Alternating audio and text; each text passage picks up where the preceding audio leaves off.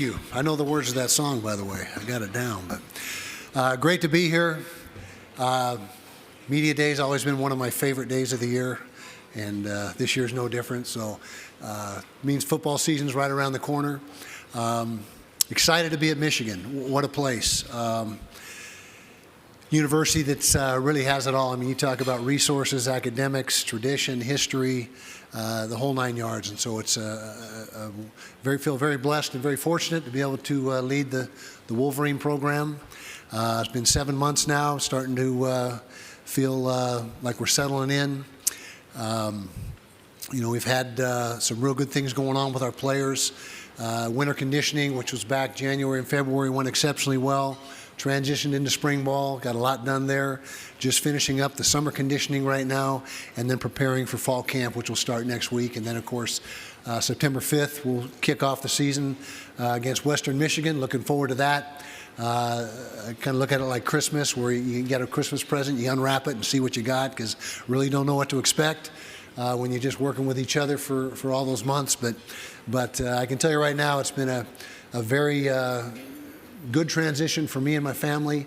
Of course, my good friend Mac Brown said the best part of the job is from the day you get hired to the first game. That's the period where everyone, you can do no wrong. So that's been all positive. But I think we got a good football team. I can't predict how good we can be or where we'll end up, but I can say that if we're playing meaningful games in November, then that's probably for us a successful season and a chance to have something to build on. So I think we got a great staff. Got two exceptional coordinators, offense and defense, and Jason Beck and Jay Hill.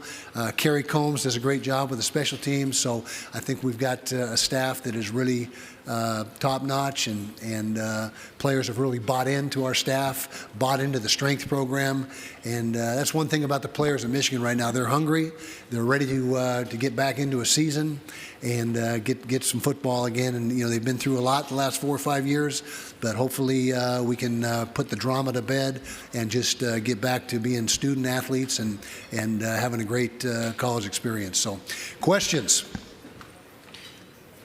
Coach will start here in the first row on your left side.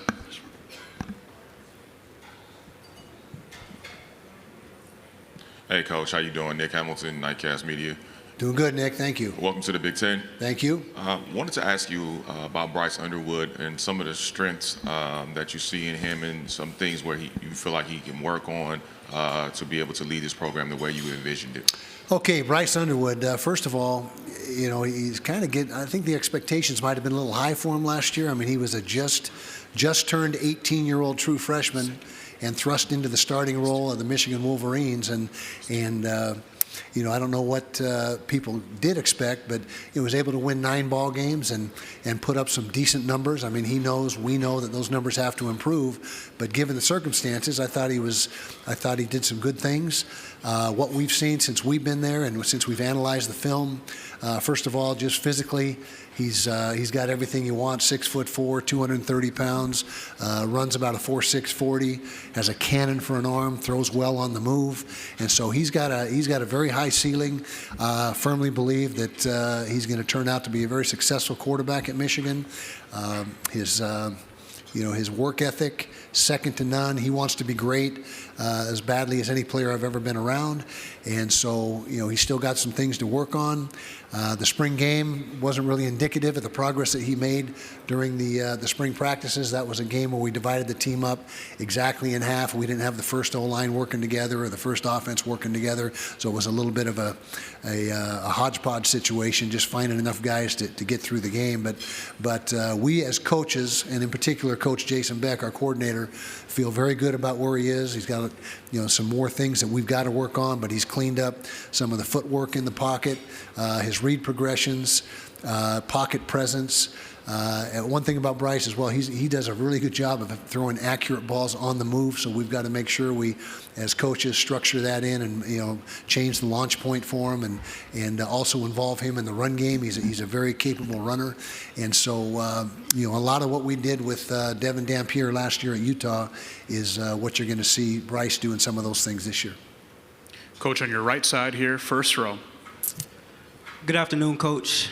Erie Martin, Big Ten student U, University of Illinois. Good afternoon. Welcome to the Big Ten.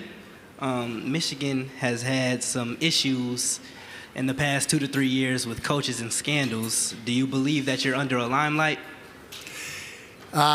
Good question. I mean, it's reality. There has been a lot of drama, as I mentioned before.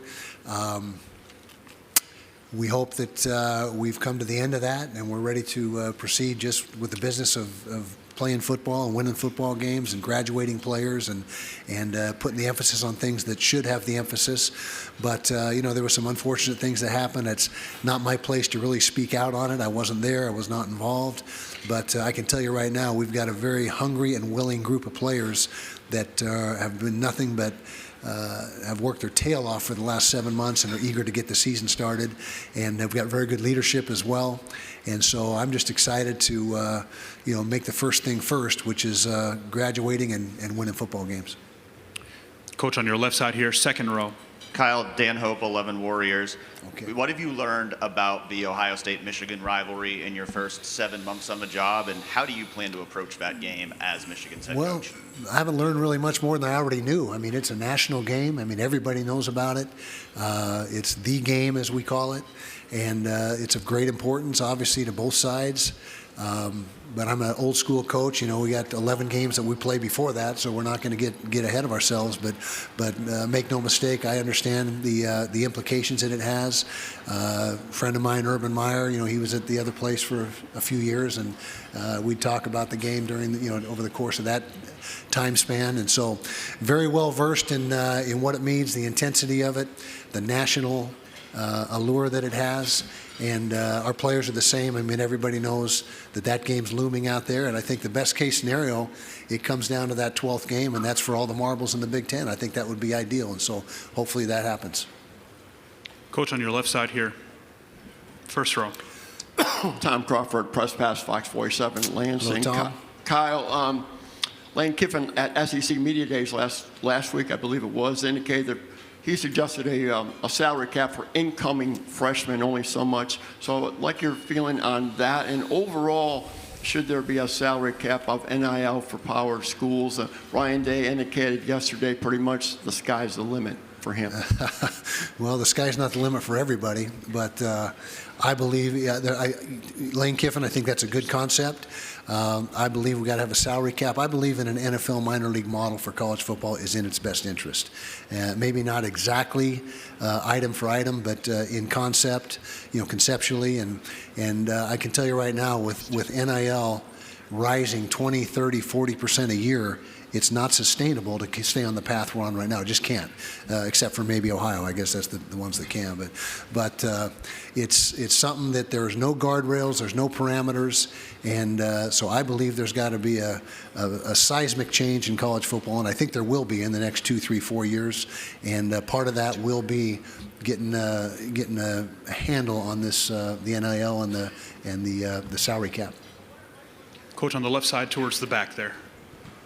Kyle, Jimmy Watkins, Cleveland.com. You mentioned the extenuating circumstances of Bryce's development last season and everything that your players have been through over the last few years. That being said, still won 9 games. What can a little stability do for that program you have? Well, we'll find out. Hopefully it the distractions are something you want to minimize, and hopefully we can put all that stuff in the rearview mirror, and like I said, get back to the basics of playing football and being a student athlete.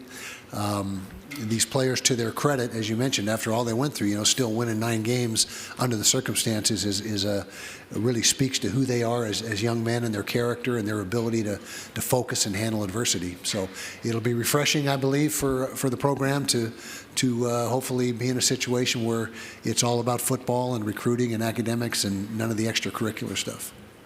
On your left side, Coach. Hey, Kyle. Drew Leonard, Michigan Daily. It's good to see you again. Talking about limiting distractions, and you just mentioned a minute ago Bryce may have had too much thrust on him last year. About a month ago at a youth football camp, he declared himself the best football player to ever come out of the state of Michigan. When you heard that statement, I'm curious, as his coach, what was your reaction to that? Was it more you like him having that confidence, or you wish there would be more restraint going into the season? Yeah, I think you want your quarterback to be confident, and if that's his belief and feel, that's great. I mean, I have no problem with that. May be in his best interest maybe to not to put that pressure on himself in that way, but Bryce is a very confident young man. He's been, obviously very successful in high school. I'm not sure if he was meeting, the best player from the state of Michigan or from the university. I didn't really talk in detail about it. I just know that the players respect him. They voted him team captain by a landslide. It wasn't even close. And so he's got their respect, and he's got a lot of confidence in himself. And I really can't say that was a big deal to me.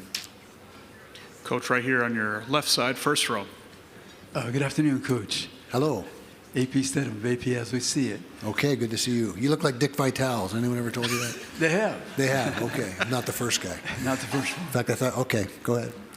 Coach, you've seen many defenses in different conferences. I was wondering if you reviewed the Big Ten, and what type of defense do you think can be successful in this league? Well, yeah, I haven't had a chance to do a deep dive into everyone in the Big Ten. From when I got on board, it was recruiting and taking care of our own program.